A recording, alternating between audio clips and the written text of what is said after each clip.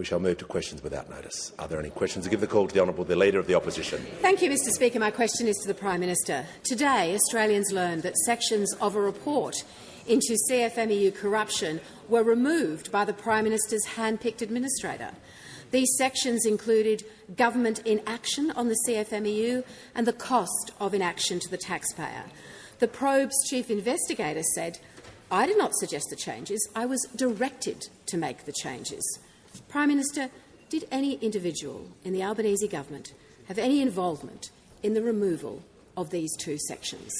Put to the Minister for Workplace Relations. Well, thank you, Speaker, and I thank the Leader of the Opposition for her question.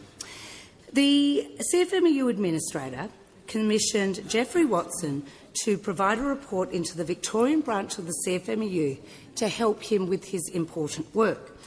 Let me be very clear. This is a report to the Administrator, not a report to Government.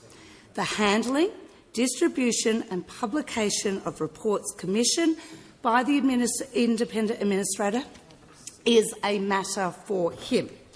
To be abundantly clear, my office received this report on the 9th of February, and at no stage have we requested any changes to the report or made any requests for amendments to the contents of the report. Any suggestion is misleading the Parliament. Now, let me be very, very clear. Mr Irving has been clear and transparent about why parts of the report had been removed, and it is because he was not satisfied that they were well-founded or properly tested. Now, in terms of the transparency, the Watson report has been tabled by the Administrator, and he has responded publicly. We retain full confidence in the Administrator, respected KC Mark Irving. Not a single bad actor referred in this Watson report still works for the CFMEU, and all have been removed by the Administrator. Those opposite have irresponsibly called for his sacking of an Administrator that has achieved more progress in cleaning up the union in 18 months than they achieved in their whole time in government. Over 50% of the organisers in the Victorian branch have been removed. 90% in New South Wales, and in Queensland 50%. Let's remember how many those opposite removed. A big fat zero. Member for Gippsland.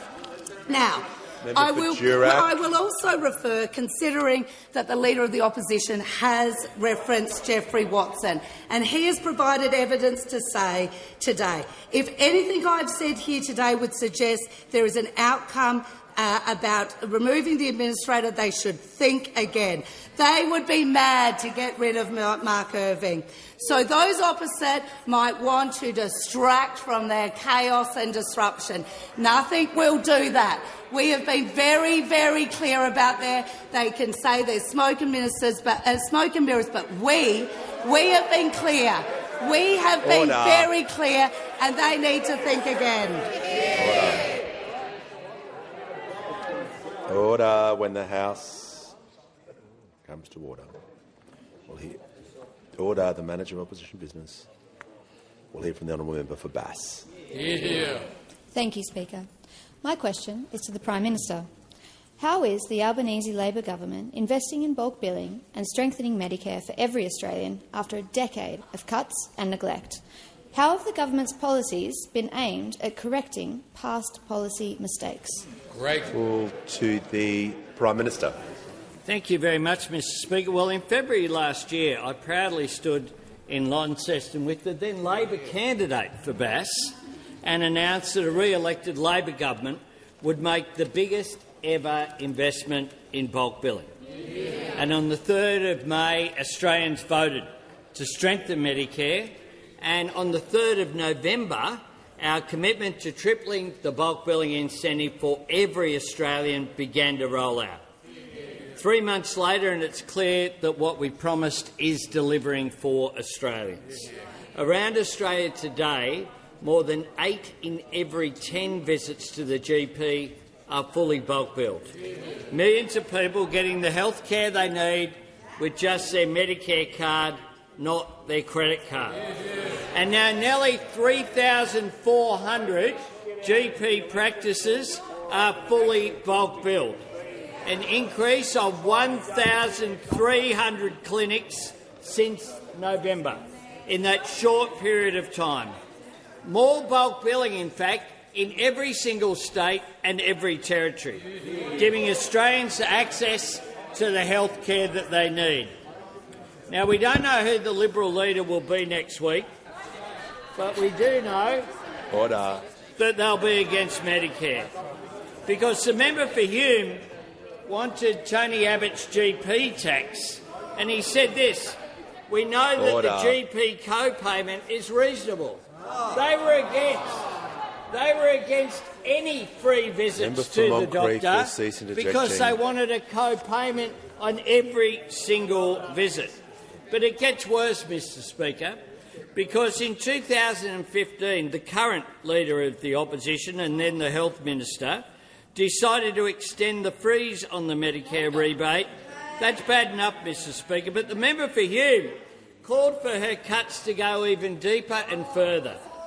In an opinion piece from 2015, he said the member for Farrer's program of cuts The member for should extend Gippsland was across the health system. Across the health system. We all remember when they came to office the last time in 2014, ripping money out of health, ripping money out of education. But for the member for Hume, it didn't go far enough. They wanted to rip even more out. Now, only Labor is committed to strengthening Medicare. It's what we do. Through cheaper medicines, the tripling of the bulk billing incentive, the urgent care clinics, the increased hospitals funding, the Medicare mental health clinics, all of these measures all aimed at strengthening Medicare and repairing the damage that those opposite did. Prime Minister's those opposite did over their time in office. Give the call to the honourable member for Warringah. Thank you. To the Prime Minister. The grieving family of Australian aid worker Zomi Frankum, killed in Gaza nearly 2 years ago by Israeli airstrikes, still seeks answers. The conflict has been among the deadliest on record for journalists and aid workers, with over 200 journalists killed and 400 aid workers killed. Zomi's brother raised his concerns directly with the Prime Minister about no one facing accountability. Will the government now push for an independent war crimes investigation into her death, the targeting of aid workers and journalists? What accountability will the Prime Minister request of President Herzog?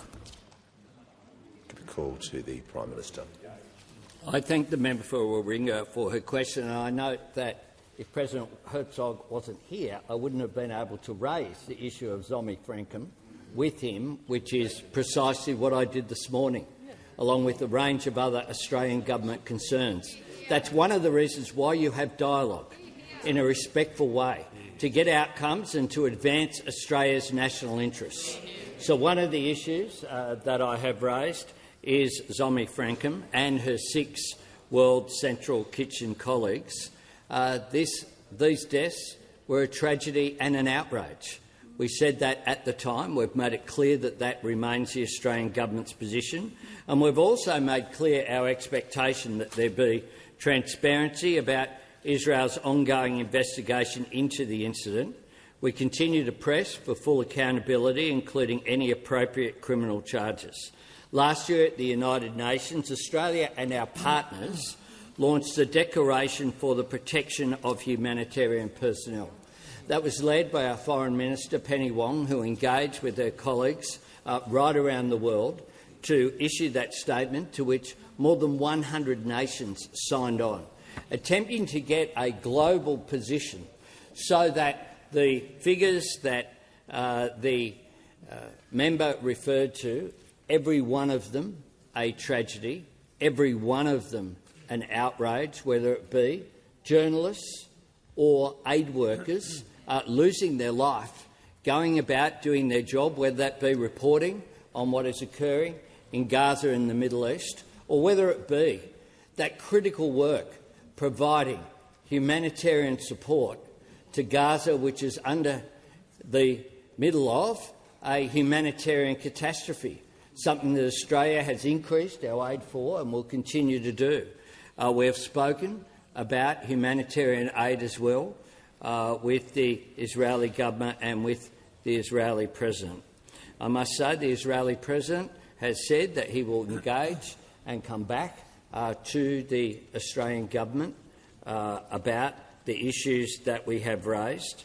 The issue of the Protection Declaration is about honouring the courage and kindness of Zomi Frankham and her fellow aid workers.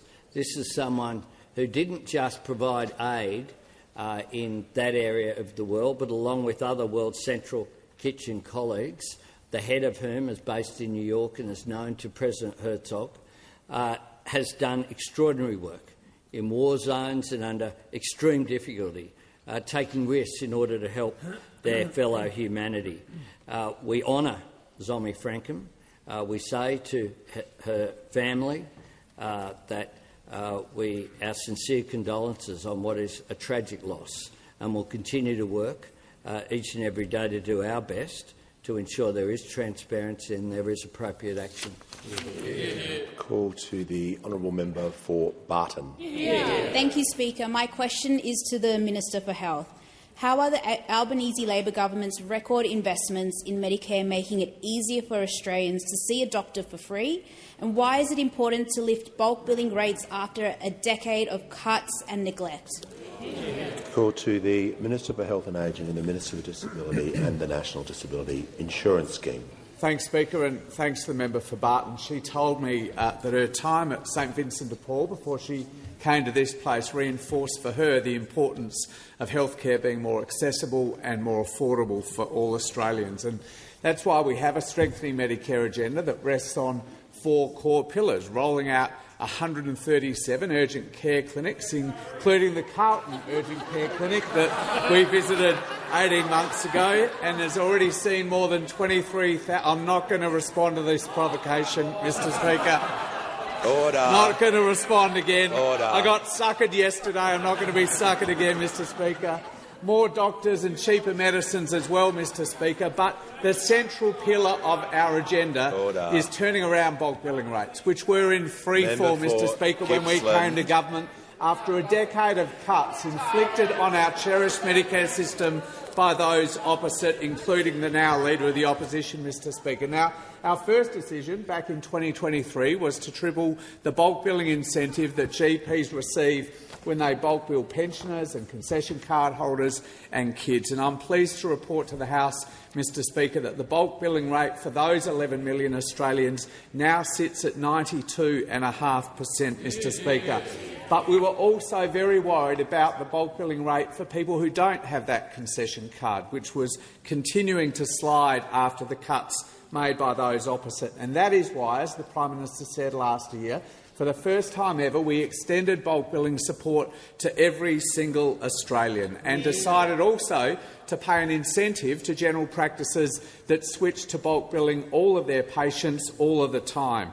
And, Mr Speaker, I'm happy to say in just 3 months, an additional 1,300 general practices have switched from charging gap fees back in last October to bulk billing everyone. And I'm particularly pleased to report to the member for Barton that now more than 3 out of every 5 general practices in her electorate are 100% bulk billing practices, because it's good for the practice, it's good for the doctors, and most importantly, it's good for their patients, because it means more Australians can feel confident that they can go to their doctor whenever they feel they need to, rather than when they feel they can afford to, Mr Speaker. And I also want to say this has been especially good for those Australians who don't have the benefit of a concession card. In just the last 3 months, the bulk billing rate for those Australians has climbed by 8%, Mr Speaker, delivering millions of additional free visits to the doctor. Now, we know there's more to do, we know there's more improvement to make, but our record investment here is already making a huge difference to millions of Australians and delivering a stronger Medicare. We'll move to the next question. I'll just do some quick acknowledgements. I'm pleased to inform the House that present in the gallery today is Tony Stewart, the former Deputy Speaker and former member for Bankstown, the New South Wales Legislative Assembly. Accompanied Mr Stewart is Ms Judy Barraclough, the CEO of Youth Off the Streets, a guest of the Leader of the House. I'm also pleased to inform the House that present in the gallery today is David Ballantyne, the CEO of Homefront Australia, an Australian veteran success story. And also, it's a bit dangerous, I'm pleased to inform the House that present in the gallery today are representatives of the Richmond Football Club, who are here for Tigers on the Hill, hosted by Minister Catherine King and the member for Wannon, Dan Tehan. Welcome to you all.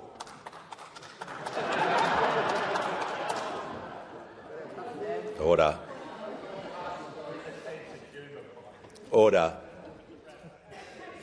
Order. When the House comes to order, we'll hear from the Honourable Member for Goldstein.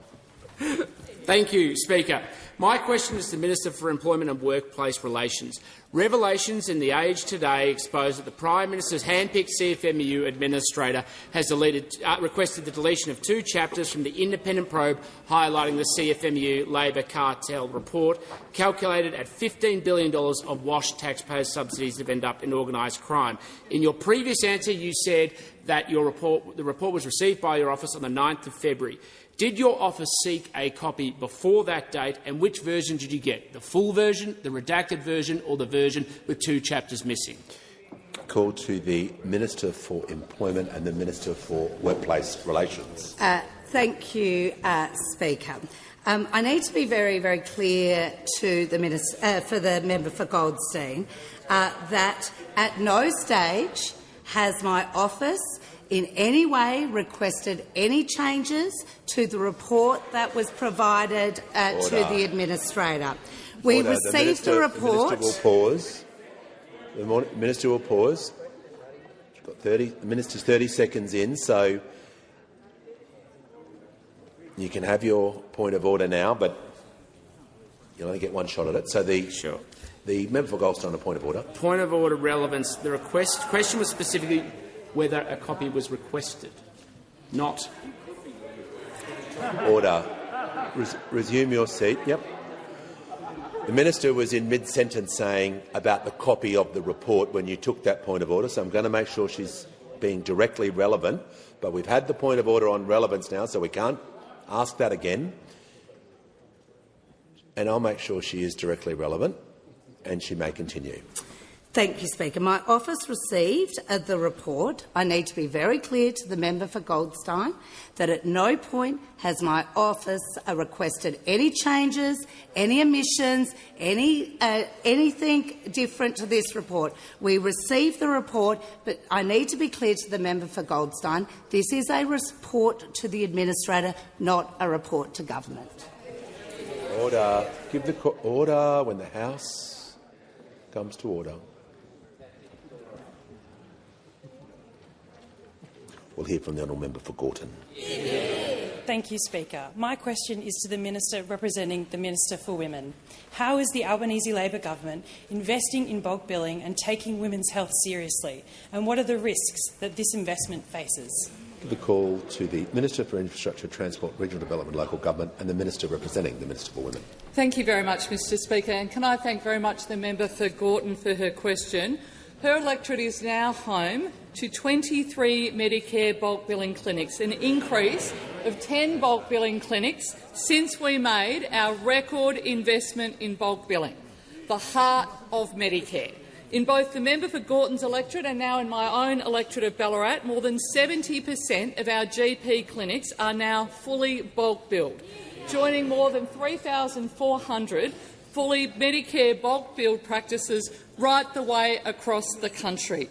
And this matters. This matters a great deal to the accessibility of healthcare in this country, because we know general practice is absolutely at the core of Medicare.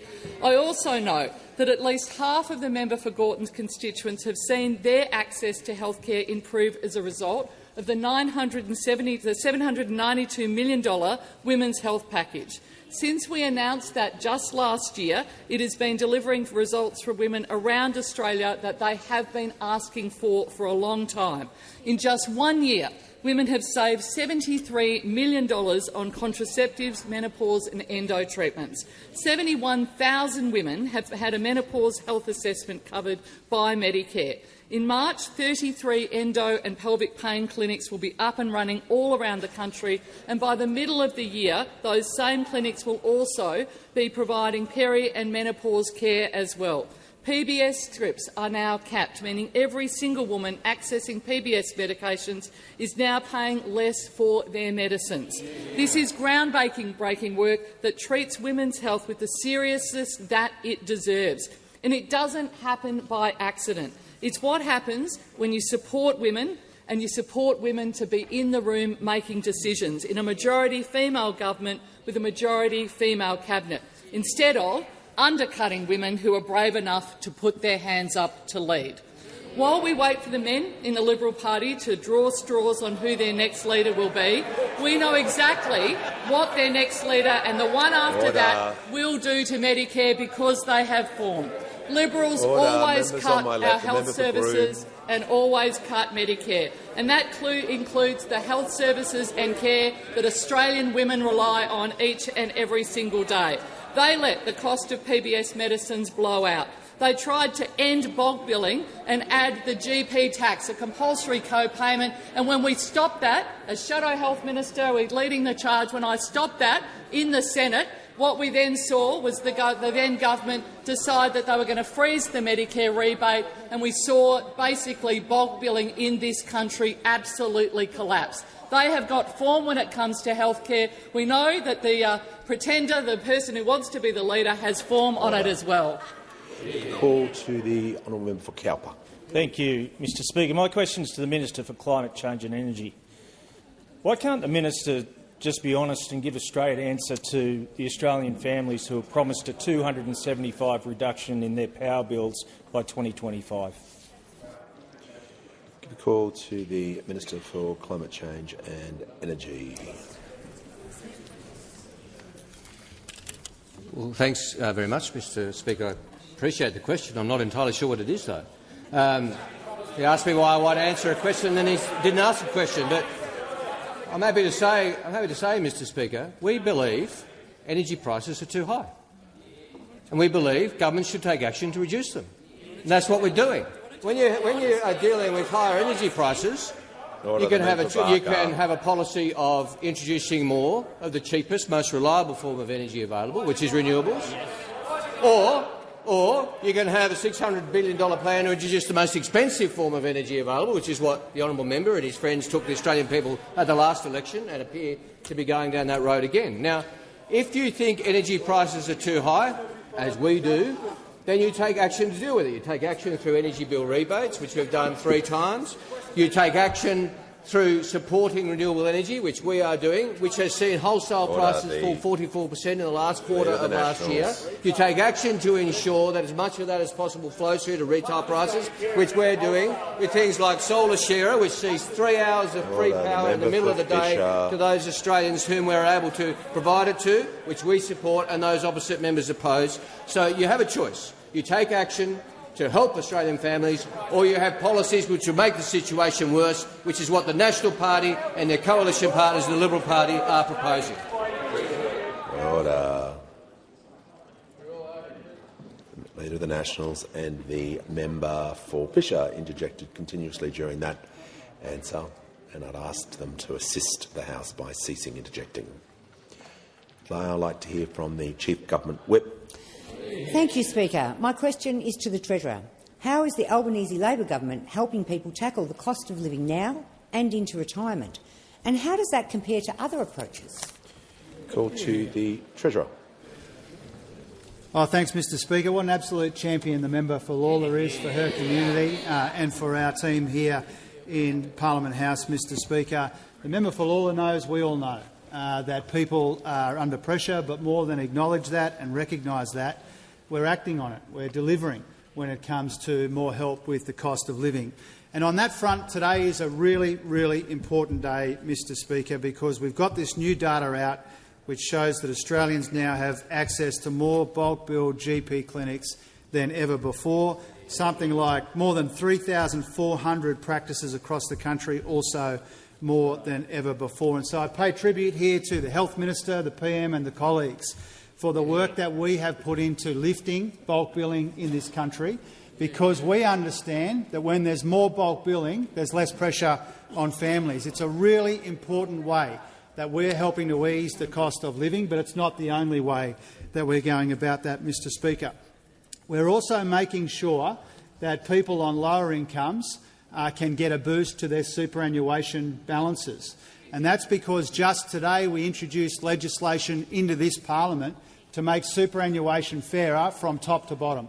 By boosting superannuation for people on the lowest incomes and funding that, by making the tax concessions for people with the biggest balances still concessional but more sustainable, Mr Speaker. That's what today's legislation is all about. Now, if those opposite vote against that legislation, they'll be voting for less super for people with low balances and bigger tax breaks for people who've got $20 or $30 or $40 million in their superannuation accounts. Now, that wouldn't be the first time that they have voted against people on low and middle incomes in this parliament. Perhaps the most egregious example was when, just before the election, when we legislated our tax cuts, those opposite, at the urging of the member for Hume, not only voted against those tax cuts but said if they got the opportunity in government, they would repeal those tax cuts. That would mean higher income taxes under every one of the 14 million Australian tax-paying workers in this country. Under this side of the parliament, Mr Speaker, a tax cut for every taxpayer. On that side of the parliament, because of the economic genius of the member for Hume, every single taxpayer would get a tax increase. I notice the Leader of the Opposition is not leaping to his defence, Mr Speaker. Now, the point that I'm making, whether it's in bulk billing, whether it's superannuation, whether it's tax cuts that we're rolling out for the second and third time in the life of this parliament, this side of the House is delivering more super, more tax cuts and more bulk billing. That side of the House is divided and they look like a total shambles. Call to the Honourable the Leader of the Opposition. My question is to the Prime Minister. Treasury has advised the government that its target to build 1.2 million new homes could not be met and that it is more than 80,000 homes behind. But instead of cleaning up union thuggery on construction sites to make it cheaper to build houses, the Prime Minister's hand-picked CFMEU administrator suppressed entire sections of a union corruption probe. Prime Minister, why are home buyers paying the price for Labor's failure to stand up to union corruption? The call to the Prime Minister. Thanks very much, Mr Speaker. I do thank the Leader of the Opposition for the question, which draws some very long bows there.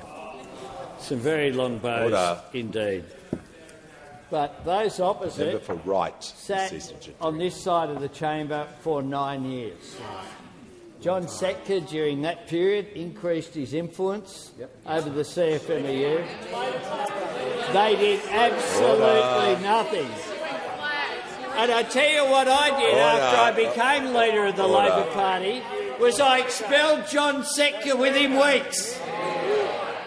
That's what leaders can do when they lead their party with authority, when they actually have people behind them as part of their party who are working for them, not undermining them.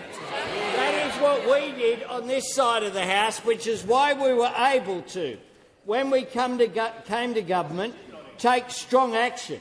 And we took strong action to intervene, to insert the administrators, which has seen people leave that union and that industry.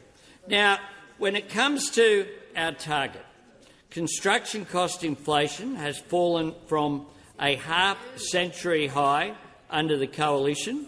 Housing construction costs were rising at 17% when we came into office. Now it's 1.8%. There are more first home buyers under Labor than there were under the Coalition. We've directly helped over 220,000 Australians into home ownership sooner. New home starts are up. New dwelling commencements were up 11.6% compared to a year ago. And of course we're doing something that those opposite never did. which is to actually build social housing. To actually, we on this side don't look down our nose at people. We understand that social housing is an important part of what we want to achieve. Now, the Master Builders CEO has said the 1.2 is achievable. For the first time, we've seen the federal government actually recognise that they've got a leadership role in resolving this problem. Up until the Albanese government, we've seen federal government say, no, it's the problem of the states, it's the problem of local government. That's Danita Warren, the CEO of the Master Builders of Australia. We are getting on with the job of building homes for Australians. Those opposite are just trying to tear down their own house. The call to the honourable member for Braddon. Thank you, Mr Speaker. My question is to the Minister for Regional Development, Local Government and Territories. How is the Albanese Labor government improving access to health care for people in regional Australia? And how does increasing the bulk billing rate improve health outcomes after a decade of cuts and neglect? The call to the Minister for Emergency Management, the Minister for Regional Development, Local Government and Territories. Thank you, Mr Speaker, and thank you to the member for Braddon for the question. Her advocacy on healthcare across Tasmania is legendary. Mr Speaker, the Winter Olympics may be on in Italy at the moment, but there are green and gold signs popping up all over regional Australia because the government is strengthening Medicare. Because when you're sick, seeing a doctor shouldn't be a struggle. The Albanese government is laser-focused on improving access to health care for people across regional Australia. And we're doing this by encouraging more GPs to bulk bill and by opening Medicare urgent care clinics around the country. Since the Albanese government expanded the bulk billing incentive on the 1st of November, Australians can now access over 3,400 Medicare bulk billing clinics across the country. From Burnie in Braddon to St George's Basin in Gilmore, there are more GPs bulk billing in our regions than ever before because your postcode shouldn't determine your access to health care. I'm proud that the Labor government is helping more people in our regions access urgent care when they need it. In just 3 months, the bulk billing rate for Australians has jumped to 81.4% nationwide. It's the largest quarterly jump in 20 years. Bulk billing rates are up 6.4% in our regional areas, 5.5% in rural communities. There's been an increase in GP bulk billing in every state and territory across the country. Mr Speaker, Medicare urgent care clinics are critical to improving health outcomes in our regions. More than 2 million Australians have already received free urgent care at Medicare urgent care clinics. And just recently, I joined my local healthcare professionals at the launch of the Bega Valley Urgent Care Clinic, one of 123 urgent care clinics that have opened, with 40 of those being in regional, rural and remote areas. So if you have a nasty spill on your bike or in a party room, you can just pop over to your local urgent care clinic. They'll patch you up, they might pat you on the head, they'll say, fantastic, great move, well done, insert name here. Not only are we investing in Medicare, we're investing in more places for doctors to train in rural and regional communities, making it easier for people to see a bulk billing doctor. This year, 2,100 junior doctors are starting their training as GP or rural generalists. That is 500 more than the intake under those opposite. While we're focused on healthcare and the access that we have in our regions, those opposite are still focused on themselves. The call to the honourable member for Lyne. You wish. Thank you, Mr Speaker. My question is to the Minister for Climate Change and Energy. Does the... Order, no. Don't worry, it's coming. Order. Members on my right, members on my left. We're going to apply the same standards to everyone. The member for Lyne is entitled to ask her question to the minister. I'm going to ask her to begin again, and she's going to be heard in silence, just like everyone else. Minister for Lyne now has the call. Thank you, Mr Speaker. My question is to the Minister for Climate Change and Energy. Does the minister think he's being clever by refusing to answer specific questions about the Albanese government's broken promise to reduce household energy bills by $275?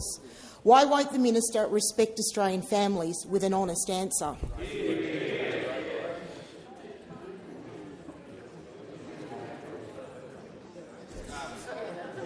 Order. The standing orders regarding questions are pretty clear regarding Standing Order 100D number 4. I just want to remind members both those last questions are within that band of not being acceptable. I'm just going to make sure the House is following all the standing orders. When you're impugning those sorts of motives, we're just getting into danger territory. So just moving forward, I'll allow the question and the minister will continue. Thanks very much, Mr Speaker. As someone who holidayed in Taree as a kid, I'm happy to get the question from the honourable member for Lyne because she represents a beautiful part of Australia. I'll give her that, Mr Speaker. It's a magnificent part of Australia. But I'd say this to the honourable member. Order. Every honourable member should be honest with the Australian people about their energy policies. Every honourable member should be honest about the impact of their energy policies on Australia. Like if you were inserting the most expensive form of energy known in the world, nuclear energy, you should be honest about the impact that would have on the people you purport to represent, Mr Speaker. And I say this. Order. The member for Barker, I'm trying to hear the member for Wannon and you're making it very difficult to do so. I know you'd love to assist the House. So I'm going to hear from the order. I'm going to hear from the member for Wannon on a point of order. Thanks, Speaker. It goes to relevance. The question had nothing about the opposition in it. It was a very direct question talking about the $275, and I'd ask you to draw the minister back to the question. The Leader of the House. Just to the point of order and the audition that was just taken, can I say that whenever a question is out of order, as you'd indicated that was, when it's allowed to go ahead, there is always a very broad ruling that's given with respect to relevance. Yeah. I mean, it's not like a question we've had earlier in the week, which was provide a figure, provide a number, which I dealt with.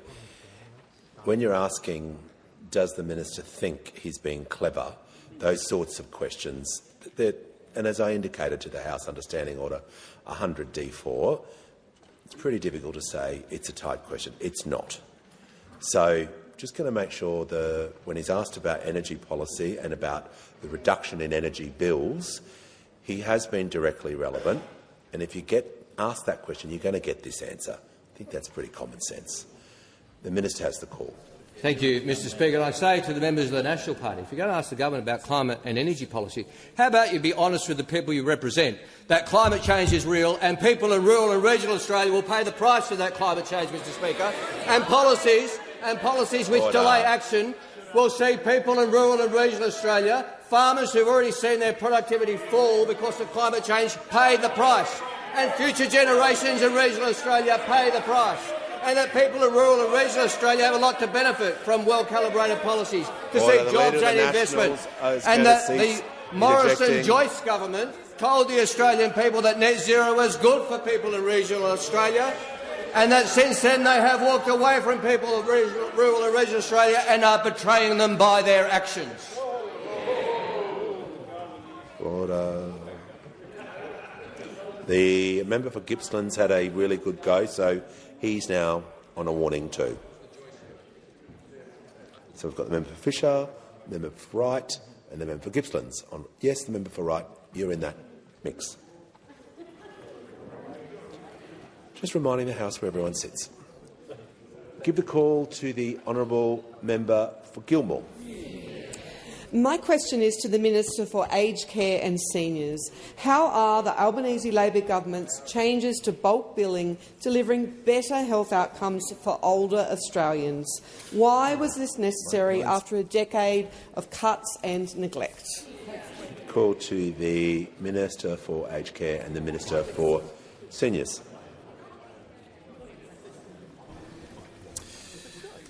Thank you, Mr Speaker. And I thank the member for Gilmore for her tireless advocacy for older people across her community on the beautiful south coast of New South Wales. I'm grateful for the opportunity to tell the House how we're supporting senior Australians to access the services they need, no matter their means. Mr Speaker, I'm happy to inform the House that bulk billing for over 64s is now at over 88%, thanks to this Labor government. And new data shows that older Australians can now access over 3,400 Medicare bulk billing practices across the country. In the member for Gilmore's community, 32 clinics are now fully bulk billing. That's an extra 12 clinics since our changes came into place, delivering free health care to seniors close to home. And that number continues to grow across Australia every week and means that more than 96% of older Australians now live within 20 minutes' drive of a bulk billing GP.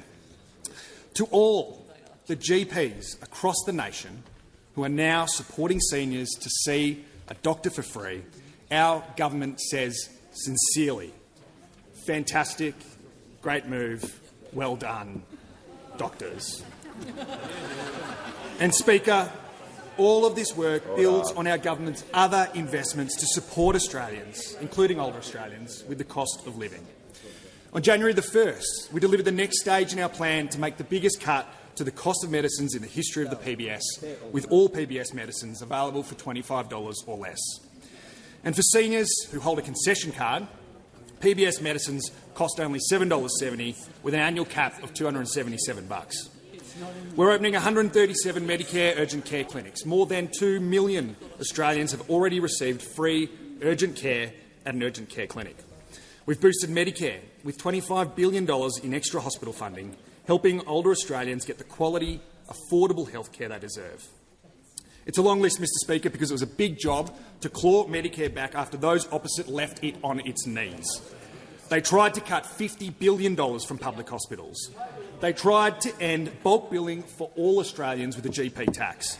They tried to jack up the price of medicines, and when they couldn't get any of that through, they started a 6-year-long freeze on the Medicare rebate, which tore $8.3 billion out of the Medicare system. Mr Speaker, for 9 long years, those opposite took Australians for granted. This government is relentlessly focused on the needs of older Australians. Healthcare is a critical component of their happiness and their ability to live with dignity in the community. We'll continue to invest in Medicare so that older Australians can get the healthcare they need at every opportunity. Order. Give the call to the Honourable the Deputy Leader of the Opposition. Thank you very much, Mr Speaker. My question goes to the Treasurer. According to the Australian Financial Review, the Treasurer's medium-term budget forecasts have blown out by around $57 billion since the election. The Treasurer has been unable to explain why. The Independent Parliamentary Budget Office has been unable to explain why. And today, the Secretary to the Treasury was unable to explain why. Nobody seems to know. Why won't the Treasurer come clean about his $57 billion budget black hole? Call to the Treasurer. Thank you, Mr Speaker, and to the honourable member for his question. I wanted to begin my answer by putting him at ease. He shouldn't read anything into the fact that the member for Goldstein got all the early questions today, or the member for Hume has a haircut. He shouldn't read anything into any of those things, Mr Speaker. Now, when it comes to the substance of his question, Mr Speaker— the Treasurer will pause. The member for Bruce will leave the chamber under 94. Order. No, we're not having. We're not going to have any of that sort of interjections. Order. Just asking the House to settle and asking the Treasurer to return to the question. Thank you, Mr Speaker. A couple of important elements to the answer to his question, Mr Speaker. The first one is, and he may not be aware, but in the last few minutes, as I understand it, in estimates where the fiscal group were there, they did talk about the change that you're referring to. I think they answered a number of questions about it, and so it may be that you've not yet caught up with that, but that's understandable because you've been in here with us. That's the first point. The second point is that, as I said on the day of the release of the mid-year budget update in the middle of December, a big driver of the medium-term change has been the provision that we made for the hospitals deal that has subsequently been struck by the Health Minister and the Prime Minister. And so a big part of the change over that 10-year medium-term period, as I said on the day of the MyEFO's release, is the provision that we made for hospitals. Now, the third point is, if you look at the last year of the medium term, in the middle of the 2030s, in the last year, the biggest driver of the change is a change in receipts, lower receipts. And I think I made that point in response to a question from a journalist in the last couple of weeks, 2 or 3 weeks. And so we have answered his question comprehensively. It's been answered in estimates, and now it's been answered by. What? Are you serious? All right. Yeah, we're just going to hang on a second, the manager. We're just going to do this in an orderly way, as we always do. The Treasurer is going to pause, and the manager, under the standing orders, is allowed to make his point of order, and I'm going to allow him to do so now. On relevance, the Treasurer is speaking about an answer given by other people in another place. He's been asked here in the House of Representatives to answer a question. He's saying someone else has answered it somewhere else, but I won't tell you what. Resume yourself. Well, no. Okay. You've made the point of order, but the Minister is now warned. The Minister for Defence Industry. Okay. When the Treasurer is asked about the department is unable to explain why, the Treasurer is providing. I'm listening carefully. Trust me. The Treasurer, let me just deal with the manager. I'll come back to you, but he's giving information to the House. He spoke about the officials speaking at estimates, providing that information. So he's answering directly that part of the question and providing information. And you may disagree with what he's saying, but he is being directly relevant in providing information to the House about what he was asked about. So you're correct to raise it, but he's also correct in answering the question. Mr. Speaker, I'm answering his question comprehensively in at least 3 different ways. I refer him to the estimates transcript. I'm trying to be respectful in case he doesn't have many more question times as the Shadow Treasurer, and asking him to refer to that. Now, the number that the Treasury has provided is 54, and they provided that. You really should know that. They've done that publicly.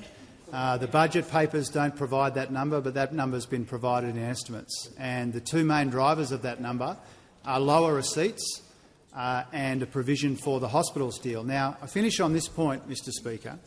If those opposite think that we shouldn't be investing that money in our hospitals, then they should tell the Australian people how much they'll cut from hospitals. Right. Because that, on the spending side, that's the major driver of the difference, is hospitals.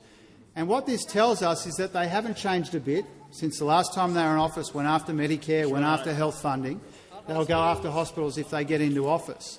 And the second related point, Mr. Speaker, he asked about the Parliamentary Budget Office. The Parliamentary Budget Office, get this, says that their medium term, their 10-year period, would be $142 billion weaker than ours. So the deterioration in the budget, if they had won the election, 3 times bigger than the deterioration that the Shadow Treasurer is asking me about. I conclude by saying, Mr. Speaker, no wonder he's unlikely to last the week. Call to the honourable member for Petrie. Thank you, Mr. Speaker. My question is to the Deputy Prime Minister. How is the Albanese Labor government delivering for defence, and what are the alternative approaches and policies?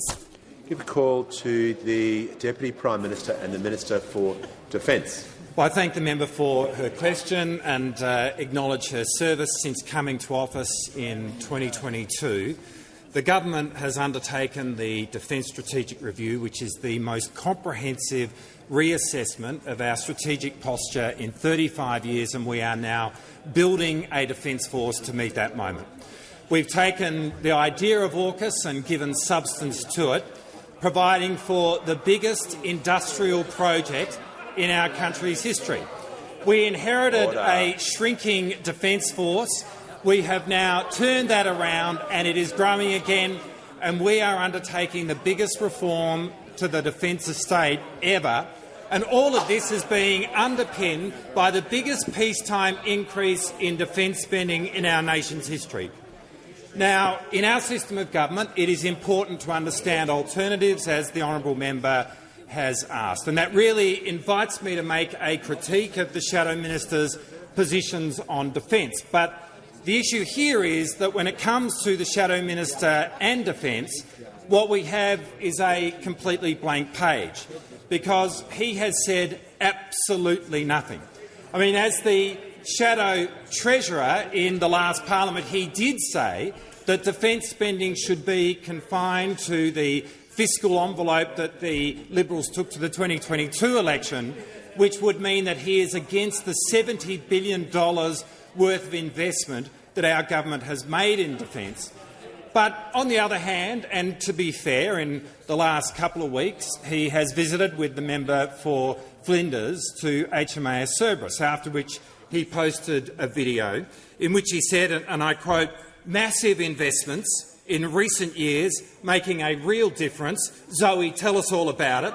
And helpfully the member for Flinders chimes in, "Never been more recruits coming into the Navy than there is now." And in response to that, let me say, fantastic, great move, well done, Angus. I actually spoke to my social media team. Yes, I'll deal.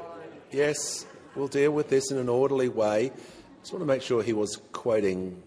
I'm not sure. I couldn't hear what he was quoting. If he was quoting a social media post or whatnot. But the member for Gippsland on a point of order. Speaker, and your exhortation at the start of question time for a kind of parliament, and the minister should really direct his. Order. The Minister for Climate Change. Yes, the member for Gippsland is correct. If the minister was quoting directly, this gets into dangerous territory. The easiest way to do that is simply for everyone to refer to them by their titles, not first names, not surnames, just their titles. Order. The Deputy Prime Minister in continuation. I suggested to the social media team that we actually repost the video, but they said, in a two-party system based on a contest of ideas, it's really not the done thing. But the problem here in contesting ideas with the Shadow Minister is he literally has no idea. And when it comes to the two-party system, the Liberals are single-handedly trying to dismantle that concept. The only statement of substance that the Shadow Minister has said since being the Shadow Minister is that he wants to be the leader. But if those opposite are going to turn to the Shadow Minister, I can assure them what they will get is a giant vacant space. Order. Minister for Social Services will cease interjecting. I'd like to hear from the honourable member for Mayo. Thank you, Mr Speaker. My question is to the Minister for Infrastructure, Transport, Regional Development and Local Government.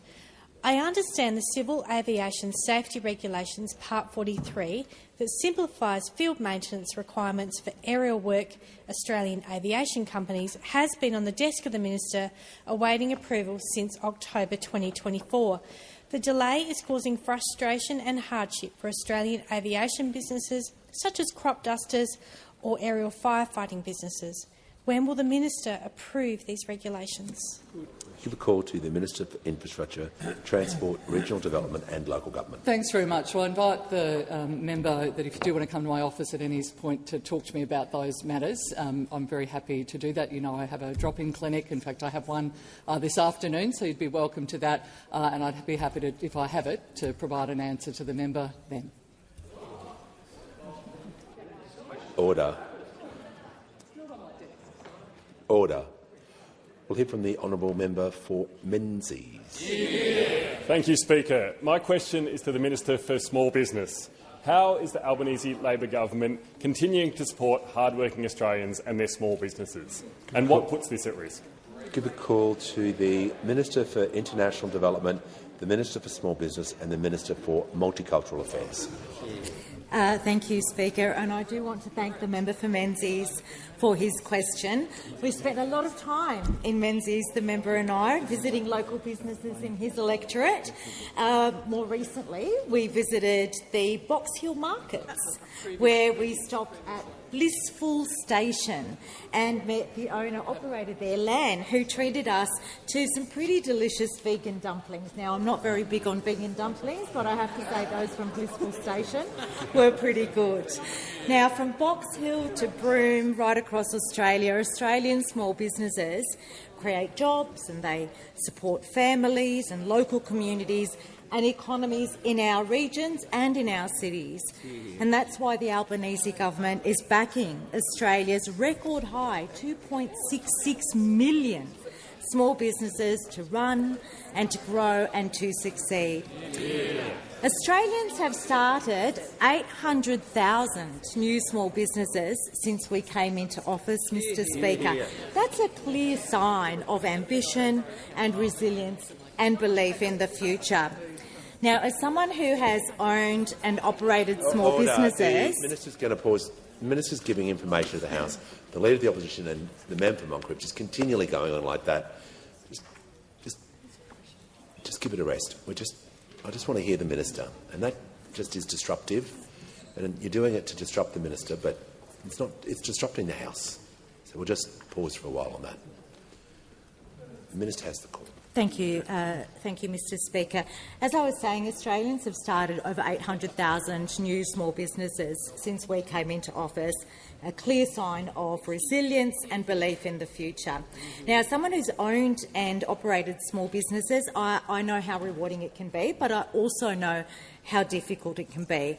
And I just want to take a moment, if I may, Speaker, just to thank the hundreds of small businesses who have taken their time to meet with me and speak with me and share their experiences with me. And I want to ensure them that their insights have been invaluable to shaping what we do as a government. Today I announced an extension of the new Access for Small Business Owners program and the Small Business Debt Helpline, delivering small businesses the help that they need when they need them. It's just one of the ways that our government is helping to ease pressure on small businesses in line with our National Small Business Strategy, the very first strategy of its kind. And that strategy outlines how we will work with states and territories to drive a coordinated and collaborative approach to helping small businesses. We're easing pressure on small businesses by extending the instant asset write-off, and we've given tax cuts that have benefited 1.5 million sole traders. We're levelling the playing field by extending unfair trading practice protections to small businesses and ensuring that large businesses pay them on time. So, Mr. Speaker, while those opposite continue to focus on themselves, we continue to focus on backing Australian small businesses, giving them the certainty that they need to thrive. Give the call to the member for Indi. Thank you, Speaker. My question is to the Attorney-General. In the almost 3 years that the National Anti-Corruption Commission has been operating, there's been one finding of officer misconduct, a new investigation of officer misconduct and no public hearings. The NAC's most significant investigation had to be reopened and referred to an independent assessor. The public has heard more about the Commissioner's conflicts of interest than findings of corruption. Attorney-General, do you accept that changes are needed to restore public confidence in the NAC? Call to the Attorney-General. Thank you, Mr. Speaker, and I thank the member for her question. And I note both her long-standing involvement in the establishment of the Commission and also the important work she does as part of parliamentary oversight. The honourable member continues to do that in a principled and consistent manner, and my response will reflect that.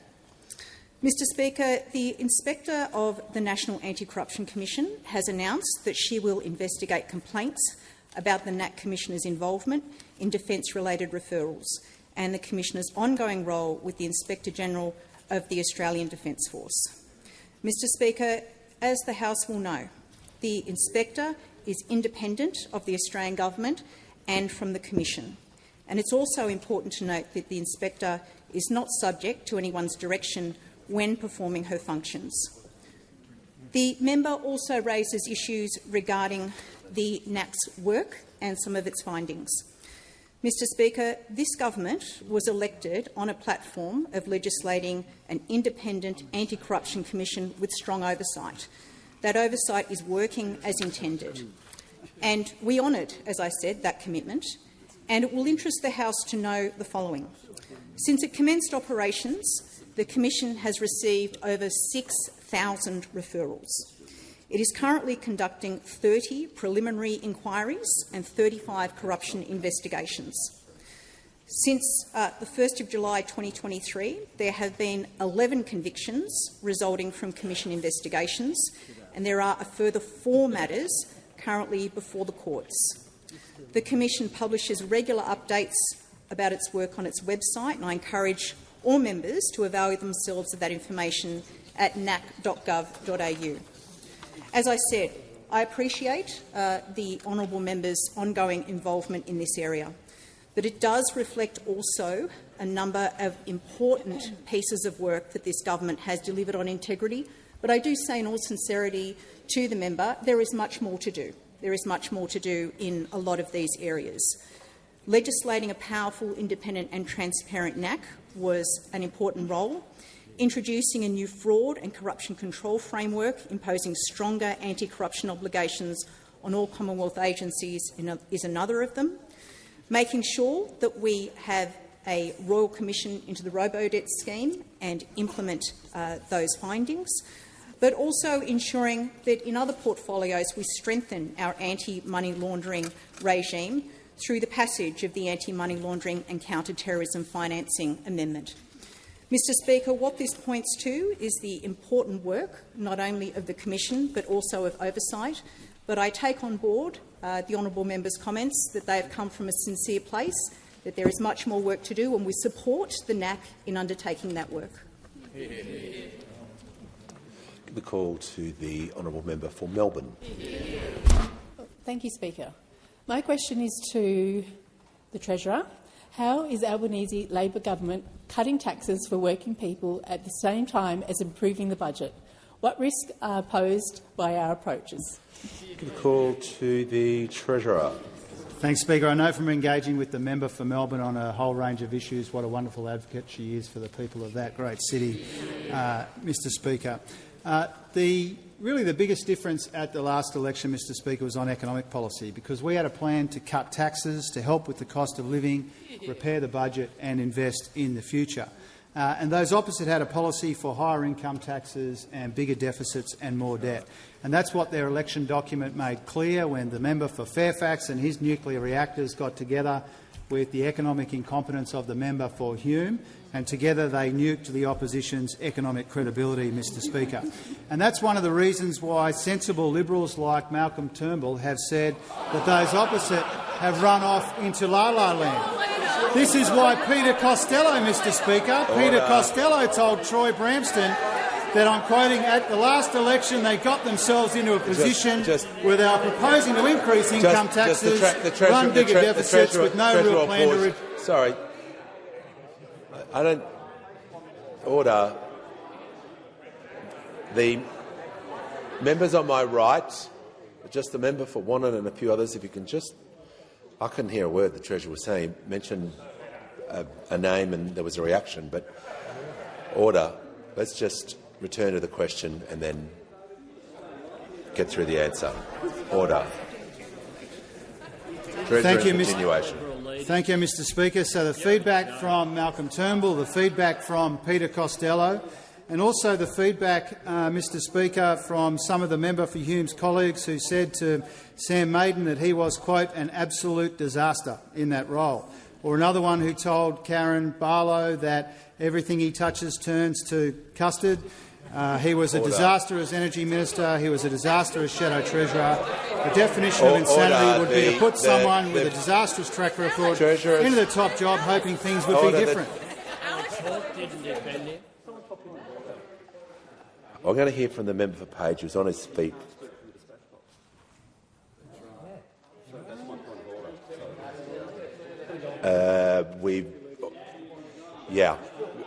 No.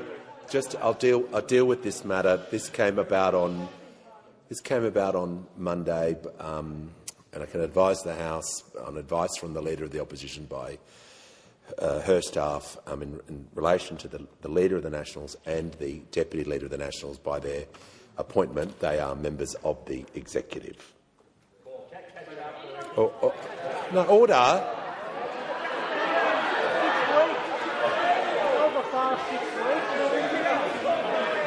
Order.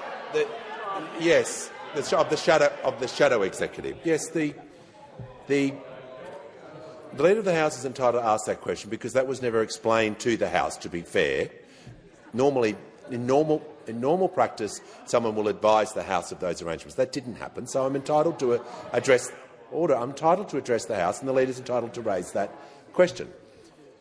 Just to deal with this matter, and then we'll get to the point of order. Don't worry, we'll get there. So just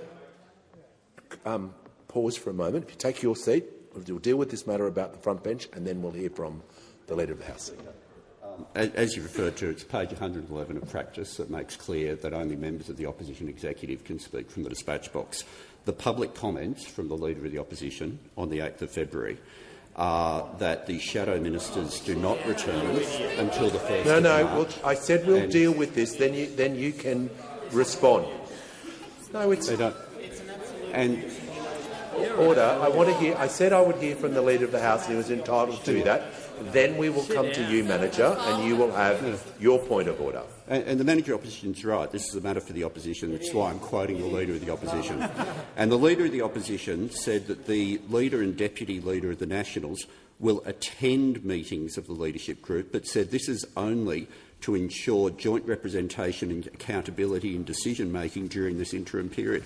It does not make them shadow ministers and does not make them members of the Opposition executive. Yes. And the standing orders, look, the Leader of the House is correct, because this was not addressed on Monday, and to be fair to the House, it is the responsibility of the Opposition and the Government to update the House. That didn't occur. But under the standing orders, it is also under the Speaker's purview to resolve these matters, and I chose to do that under advice from the Leader of the Opposition, who advised me that by the nature of those positions and within consultation, they are able to be members of the executive or to sit there. To assist the House moving forward, if there are in future, if there are changes, it would be helpful to the House if someone can advise the House of that, so it doesn't place the Speaker into that position, so this matter doesn't have to be resolved in such a way. So we're clear on that matter. We now move to order. Members on my right, we're not going to have that. Now, we'll deal with the point of order by the Deputy Leader of the Nationals. Thank you, Speaker. Speaker, the point of order is on relevance. The Treasurer was asked a question about government policy. He spent a minute and a half basically reflecting and insulting members of... Yeah. The question contained what risks are there to approaches. So it's bordering on abuse of the standing orders. The Treasurer, because he was asked about this. The question was, what risk are there to our approaches? So listen to the question, and that's why the Treasurer has this opening to do that under the standing orders. We've got a minute and 20 seconds to go. We're going to listen to him and conclude the answer. Yeah. Thank you, Mr Speaker. The point that I'm making is this side of the House is cutting income taxes and getting the budget in better shape, and the member for Hume took to the last election a policy to jack up income taxes and to make deficits bigger and debt worse, Mr Speaker. And that's why those opposite are balking at him now, Mr Speaker, because in every portfolio that he's held, he's failed badly and he's failed upwards, Mr Speaker. And the worse he performs, the more entitled he feels to a promotion, Mr Speaker, no matter what happens. At every stage of his life, he wants everything handed to him on a silver platter, Mr Speaker. And he reminds me of a famous saying, Mr Speaker. The member for Hume was born with a silver foot in his mouth, Mr Speaker. Now, just when we thought that they couldn't go any lower on the economic credibility, the member for Hume says, "Hold my Chardonnay," Mr Speaker. He is a living, breathing reminder that the Liberal Party has become the party of higher income taxes, higher deficits and higher debt, Mr Speaker. He goes months without asking questions in this place, but those opposites should ask themselves, do they really want him to do to their party this term what he did to their economic credibility last term? call to the Prime Minister. Ask further questions be placed in the notice paper.